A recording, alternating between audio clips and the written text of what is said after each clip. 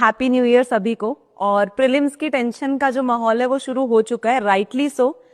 जिस साल बच्चा प्रीलिम्स को सीरियसली नहीं लेता है उस साल वो मेंस लिखने का मौका नहीं पा पाता है। ये मेरे साथ पर्सनली हुआ है। सो उस हिसाब से अपने पर्सनल एक्सपीरियंस, मेरे स्टूडेंट्स के एक्सपीरियंस, मेरे सीनियर्स के एक्सपीरियंस, सबको मिला करके सर ने जो अपॉर्चुनिटी मुझे दी है उसके according I have design this whole structure. Structure के अंदर जाने से पहले वी विल अंडरस्टैंड कि हमारे पेन पॉइंट्स क्या हैं। सर एक बार पेन देंगे। सो पेन पॉइंट्स की बात करना इंपॉर्टेंट है, सो दैट हम जो सॉल्यूशन दे रहे हैं उसकी ग्रेविटी हम समझ सकें कि सॉल्यूशन की इंपॉर्टेंस क्या है। सबसे बड़ा पेन पॉइंट है कि कंटेंट का ओवरडोज है हर जगह, है ना। There is every kind of compilation, every kind of revision strategy available, but strategy का डेफिसिट है। इसका ऑपोजिट भी ट्रू है। कई बार स्ट्रैटेजी का ओवरडोज इतना ज्यादा है कि हर 15 दिन में स्ट्रैटेजी बदल रही है और कंटेंट जो है वो रिवाइज नहीं हो रहा है। So this is pain point number 1। ठीक है। Second pain point is how to bear the opportunity cost.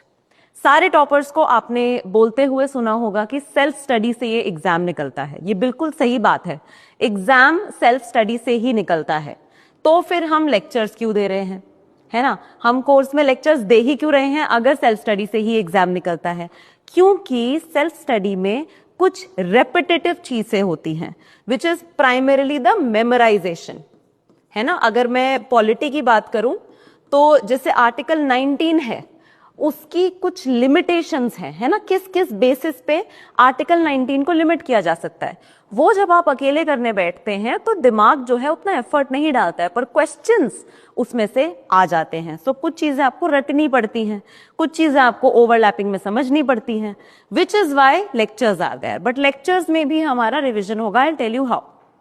And finally हमारी जो रिविजन है वो इंटरमिटेंट है। जैसे हम रिन्यूएबल एनर्जी सोर्सेज की बात करते हैं तो रिवीजन चीज अच्छी है, जैसे रिन्यूएबल एनर्जी अच्छी चीज है, बट इंटरमिटेंट है। जब हमारा मन करता है हम रिवाइज करते हैं, जब नहीं करता तो हम रिवाइज नहीं करते हैं। This is the intermittence of revision which is not going to help, which is why we will be doing something called spaced revision. I will tell you how that will work.